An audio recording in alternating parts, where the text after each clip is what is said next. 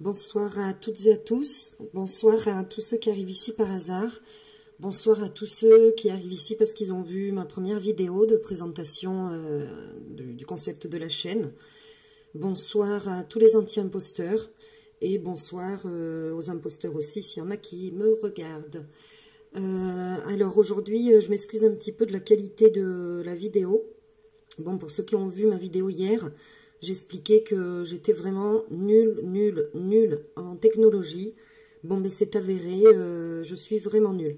J'ai voulu faire un petit montage. Bon, mais là, c'était mission impossible, surtout avec le temps qui m'était imparti, parce que je travaille.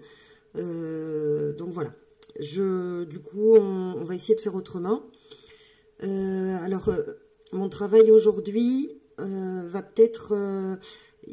ça va peut-être un petit peu faire doublon avec ce qu'a déjà fait Anti-Imposteur et d'autres.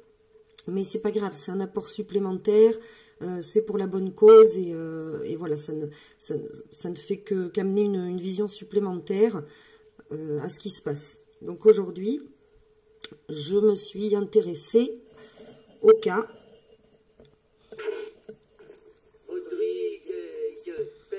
Voilà, donc Jérôme Rodriguez, j'ai regardé beaucoup de vidéos de lui. J'ai analysé, j'ai écouté, j'ai noté, j'ai regardé, j'ai entendu, j'ai compris. Et en fait, ce monsieur, enfin voilà, c'est aberrant, il y a plein de contradictions. Il reproche ce qu'il fait exactement lui. Bon, trêve de blabla, on va y aller. Donc on va commencer avec cette vidéo, il était interviewé sur Sud Radio. Je m'excuse encore de la qualité de l'image, mais bon, ça va plus être le son, ce qu'il dit, que l'image. C'est parti, donc là il se présente en disant que ça fait 40 ans, je crois, qu'il est dans le mouvement Gilets jaunes, avant même que ça naisse, et qu'il y est depuis le début. Or, pour ceux qui ont regardé les vidéos d'Anti-Imposteurs, vous savez que le 17 novembre, il n'était pas du tout avec son gilet jaune dans la rue, il était au Portugal en train de tremper les pieds dans l'eau. On y va. Pour des raisons que nous développerons. En attendant, nous allons parler avec quelqu'un qui, lui, est sur le terrain, qui est engagé et qui a beaucoup de choses à nous dire. Sud Radio, Berkoff dans tous ses états. Le face-à-face. Et tout de suite, on accueille votre invité, André Berkoff. On reçoit Jérôme Rodriguez. Bonjour, Jérôme Rodriguez. Je voudrais savoir d'abord, parce que pour les gens qui ne vous connaissent pas, d'où vous venez, quel était votre itinéraire jusqu'ici? J'ai 39 ans aujourd'hui et je suis né le 93 et j'y ai passé une grosse majeure partie de ma vie pendant 36 ans. Puis après, je me suis un petit peu déplacé en Europe et en France pour des questions de travail ou d'ordre de vie, tout simplement. D'accord. Donc je suis resté 20 ans dans le commerce avec des postes à responsabilité dans des grands magasins. Et puis dans la vente dans la vente, excusez-moi, dans la vente, dans la partie commerciale. Donc ça, ceux qui ont regardé les vidéos d'Anti-Imposteurs, voilà, on voit clairement, monsieur était dans la vente, était commercial, c'est son dada, il y est resté un moment. Beaucoup dans le jouet, je suis resté très longtemps dans le jouet, donc commerçant dans le jouet. Et puis, suite à un petit accident de vie...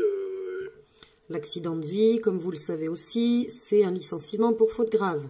J'ai dû un petit peu revoir mes prérogatives en termes de boulot et de vie, et j'entamais depuis septembre une reconversion en tant que plombier, via ma sœur qui a sa société et qui m'offrait cette chance de revenir un petit peu dans le monde du travail après quelques péripéties en tout cas. Ah, la sœurette, heureusement qu'elle est là, hein. D'accord. Et donc, et alors, évidemment, question logique, enfin naturelle, vous avez découvert comment le mouvement? Comme ça, spontanément, ça c'est... Non, parce que de toute façon, ça faisait depuis que j'ai l'âge de conscience politique, on va dire, et d'avoir assez de réflexion pour voir ce qui se passe un petit peu en France. Je dirais que ça fait longtemps que je suis rentré dans le mouvement parce que je sens qu'il y a un gros problème depuis pas mal d'années. On va dire 40 ans, j'ai 40 ans. Donc je prenais de plus en plus conscience que il y avait un problème en France et que les choses s'aggravaient de plus en plus et que toutes les politiques qui pouvaient être mises en œuvre depuis que je suis né n'allaient pas dans le sens du peuple et n'allaient pas forcément dans le sens du bien-être. Et pour vous, ce qui allait le plus mal, c'était quoi? Parce que ce qui vous choquait le plus? Ce côté déshumanisant, dépersonnalisant de l'ensemble de la population où aujourd'hui on est pris pour des machines à fric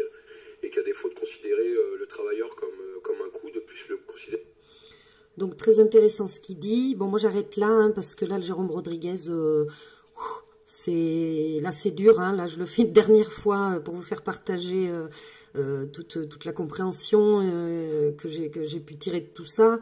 Mais là, après, moi, là, c'est bon. Là, je fais overdose de Rodriguez. Donc là, ça va être un petit peu décousu. Là, on est sur plusieurs versants. Il y a le côté donc commercial, voilà, la sœur qui est là. Et puis, bon, ben, il est là depuis 40 ans dans le mouvement. Il attendait ce moment avec tant d'impatience que le 17 novembre, il était les pieds dans l'eau. Donc, on va continuer. Donc là, il parle, dans cette vidéo, il parle du pouvoir de vivre. Et il parle d'une dame, il cite un exemple d'une dame. Et moi, je m'interroge, hein, ça sera beaucoup de questions, Monsieur Rodriguez. Bon, je vous laisse regarder d'abord. Alors, excusez-moi, parce que alors le temps de trouver... Moi, je rejoins le monsieur juste sur un truc. Au final, en France, il se passe une chose, et on commence à de plus en plus le remarquer. Là, c'est là qu'on va... J'ai entendu un terme chez les Gilets jaunes que j'ai trouvé très sympa et que je vais reprendre, d'accord? Le pouvoir de vivre. C'est même pas un pouvoir d'achat, hein, c'est le pouvoir de vivre. Aujourd'hui, vous gérez un peuple, vous gérez des citoyens qui bossent mais qui dorment dans leur bagnole. Ça n'a pas l'air de vous gêner. Moi, je vais vous dire un truc. Au début, je croyais pas trop en Macron, d'accord? Mais je me suis dit, avec le renouvellement de l'ensemble de l'Assemblée, je me dis, bon, on va avoir du sang neuf, on va avoir peut-être des gens qui sont restés un petit peu terre à terre et non pas déconnectés. Mais je m'aperçois un truc, c'est que les dorures de la République vous font plonger très rapidement. Les dorures de la République vous font plonger très rapidement. Les dorures tout court font plonger rapidement. L'argent appelle l'argent et voilà, c'est le nerf de la guerre, Jérôme. Donc le business, mais c'est bien au moins, là tu le reconnais déjà toi-même, que la dorure, ça embrume l'esprit. On va continuer un petit peu. C'est un petit peu décousu parce que c'est vrai qu'il y a vraiment plusieurs versants, hein, sur lesquels ben, Jérôme Rodriguez dit absolument n'importe quoi. Et voilà, là, mais là c'était trop, hein, je ne pouvais pas faire un montage dans le temps qui m'était imparti, c'était pas possible. Mais ça ne nous empêche pas de comprendre au fur et à mesure. Donc là, on va aller sur une autre vidéo. Et cette vidéo-là, bonjour Damien, vous suivez donc... Il parle de la violence qu'il condamne. Alors bon, c'est bien, hein, de condamner la violence, mais bon, on terminera par un petit quelque chose qui nous laissera avec un grand point d'interrogation sur tout ce qu'il dit. Enfin, un grand point d'interrogation ou un point final tout court, si c'était possible. Jérôme, allô, si tu m'écoutes. Voilà, la violence, il n'en veut pas, mais bon, il la nourrit. Donc, on y va. Écoutons-le parler, ce monsieur. C'est ça l'idée, parce que quand on reprend le sujet qui a motivé l'ensemble de la presse cette semaine sur les cris de suicidez-vous, ok, qu'on s'interroge sur la violence de ses propos, mais je n'ai entendu... Vous avez condamné, hein. Qu'on a condamné bien sûr, et que je condamne depuis le départ. J'étais un des premiers à parler des suicides de policiers sur les plateaux médias dès début janvier, et qu'il fallait que le gouvernement prenne ses responsabilités, donc je n'ai pas changé mon discours. Maintenant, ce qui est regrettable, c'est que les médias, personne ne s'est interrogé de pourquoi ils se suicident. Donc, il condamne la violence, hein, vous l'avez bien entendu, les propos violents. C'est pas son truc, il n'est pas d'accord, il les dénonce.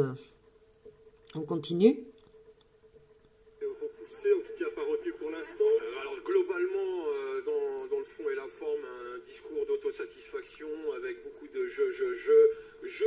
Alors là, on s'interroge, hein, parce que moi, j'ai vraiment passé une journée entière, bon, pas en continu, mais à écouter Monsieur Jérôme Rodriguez parler partout, sur tous les plateaux, etc., etc. Là, franchement, je ne sais pas de qui il parle. Je pense qu'il parle de lui. Je vous ai entendu, mais j'en ai rien à foutre, je continue, je garde le cap. Donc, pas du tout intéressant pour le citoyen, rien qui va dans le sens du citoyen.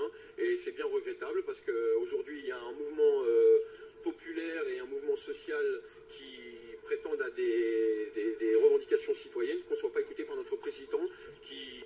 Ah mince, il parlait du président. Ah ben Jérôme, je pensais que tu parlais de toi-même. Ça m'aurait semblé beaucoup plus en lien. Parce que c'est tout à fait toi. Ah, tu reparles de la violence, là. On écoute ça. Ont des demandes bien significatives, bien construites, à défaut de nous faire passer pour des violents. Là, aujourd'hui... Voilà, donc on les fait passer pour des violents. Essayez de vous souvenir hein, de tout ça au fur et à mesure qu'on avance. Donc là, on va passer à une autre vidéo. Dans cette vidéo, donc c'est quand Monsieur Drouet a annoncé se mettre en retrait. Bon, on sait tous que dès le lendemain, il était sur Snapchat avec ses filtres en train de faire riri rara. On n'a pas trop compris son petit délire là. Et là, donc, bon, il parlait des menaces et tout. Et puis, il parle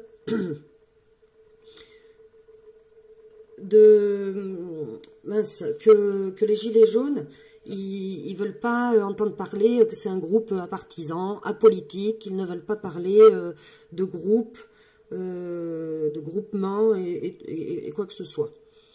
Alors moi, ça me fait doucement rigoler, entre guillemets, hein, parce que avec son groupe La Famille, hashtag La Famille, je ne sais pas ce qu'il est en train de faire, hein, parce que comme disait Monsieur Anti-Imposteur, à la limite, hashtag En Famille, bon, ben, tout le monde se sent un petit peu concerné.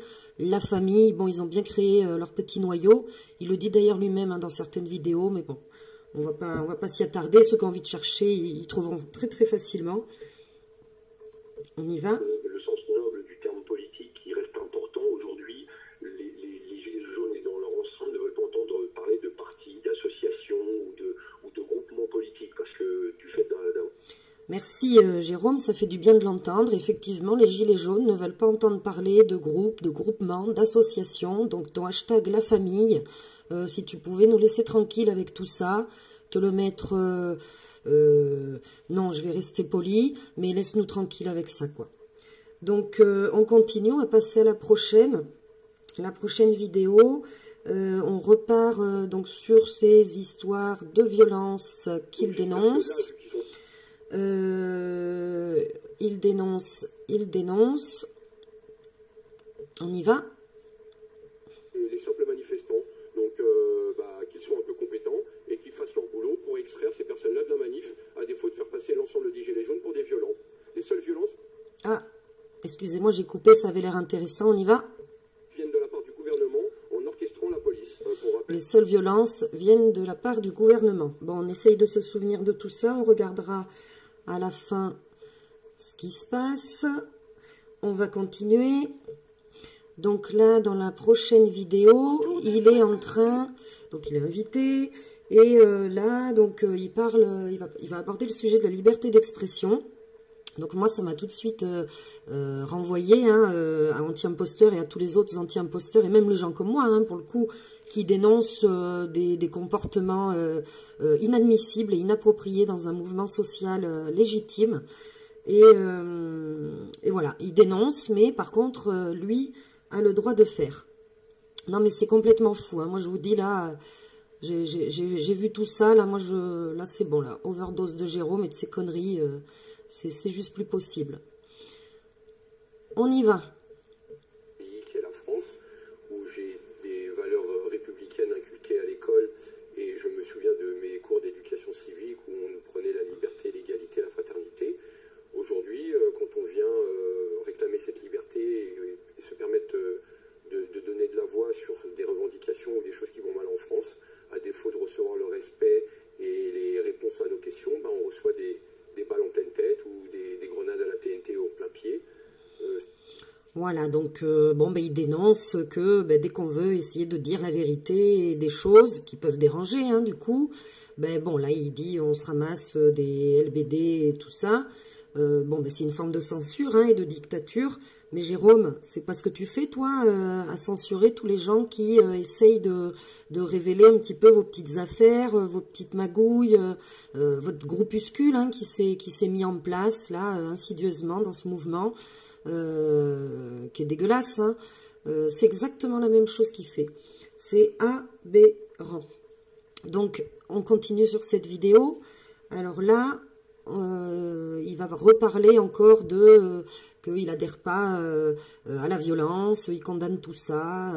On va presque lui mettre une auréole sur la tête en plus de son pils. Et vous maintenez les appels au calme. Bien sûr, je vais vous dire pourquoi. À un moment donné, quand j'ai eu cette petite notoriété, hein, c'est compliqué. Ah oui, ça c'est un autre sujet, donc c'est la fameuse notoriété. Donc, bon, on verra un petit peu dans les autres vidéos, hein. Il est... Ah ben d'ailleurs c'est le titre, Jérôme Rodriguez, symbole malgré lui. Donc le pauvre, il est victime de son succès, il n'a rien voulu, il n'a rien fait pour, mais ça lui est tout tombé dessus. Oh là là, comme c'est bizarre. C'est-à-dire pour moi, parce que ça paraît présomptueux, hein, je ne suis pas comme ça. Ah, alors ça paraît présomptueux, je ne suis pas comme ça. D'accord. Vous aviez des personnes âgées ou des personnes à mobilité réduite ou même des familles qui me téléphonaient, qui me disaient « Jérôme, on a envie de marcher avec vous, mais c'est dangereux. » Bon, bref, voilà. Ah, on va continuer, parce qu'alors là, donc c'est le monsieur donc qui vient de dire, moi la notoriété, moi c'est pas mon truc, je suis vraiment pas comme ça, vous comprenez, moi je suis humble. Voilà, donc on va avoir une démonstration d'humilité, messieurs, dames. Autre blessé à l'œil par LBD, selon le collectif Désarmons-les, mais c'est vous qui êtes devenu le symbole, le héros de ces blessés, d'où un accueil de rockstar avec cordon de sécurité, place de la Bastille, alors que vous appelez... Un accueil de rockstar avec cordon de sécurité. Mon Dieu. ...à manifester pacifiquement. Halte à cette violence gouvernementale, ne lâchez rien, prenez soin de vous, et je vous en conjure les amis, à la fin de la manif, rentrez chez vous, ne restez pas statiques. Donc là, il se positionne quand même un peu en donneur d'ordre, en leader. C'est lui qui donne les directives. Il a le micro. Ok. Donc non, mais t'es pas comme ça, Jérôme, comme tu disais tout à l'heure. C'est vrai, t'es pas... Non. Ne regardez pas ce qui se passe, allez dans un café, allez débattre, rentrez à la maison, qu'il n'y ait plus aucun œil qui tombe. Faisons de ces œils en moins, de ces pieds en moins, de ces bras en moins, une force pour aller au bout de notre... Et alors, je sais pas si vous voyez, en bas à droite, dans le petit encart, là, il continue d'être filmé sur le plateau. Cet air fier, là, il est fier, là, il est content. Hein. Mais attention, il n'aime pas la notoriété, hein, il l'a dit. Manu, si tu nous entends, respecte ton peuple, parce qu'à un moment donné, il va arrêter de te respecter. Respecte ton peuple, parce qu'à un moment donné, il va arrêter de te respecter. Alors, si ça, c'est pas un petit appel à la violence, tac, c'est placé comme ça, ni vu ni connu, moi, je sais pas ce que c'est. Petit bain de foule.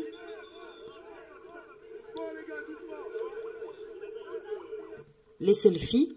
Alors moi je m'interroge, est-ce que c'est pas le moment pour quelqu'un qui est humble, quand il a le micro, de dire, et ça c'est quelqu'un de humble, alors vous me direz ce que vous en pensez, hein, de dire non, je suis pas mieux que vous, je suis rien de plus que vous, j'ai pas à prendre le micro, faites attention à vous, hop, il pose le micro. Non, ça continue. Vite, après, ils vont tous vouloir rentrer, Jérôme. La sécurité de Jérôme, vous écartez un peu et vous le laissez parler avec les gens parce que les gens ils veulent le voir. Fais ton stylo. C'est aberrant. Alors bon, il a commandé un stylo, là, Manu Militari. Hop, hop, hop, le stylo arrive. Regardons ce qu'il va écrire, ce cher Jérôme. Ce cher, humble Jérôme anti-groupement.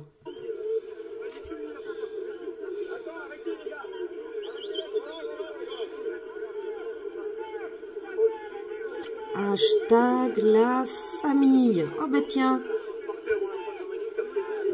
Hashtag la famille. Comme c'est bizarre.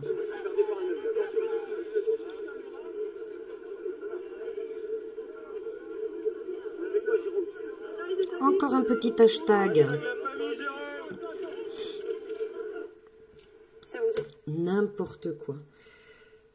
Alors, et puis là, donc après tout ça, on voit les images et tout. Qu'est-ce qu'il nous dit après? Alors là c'est pas mal.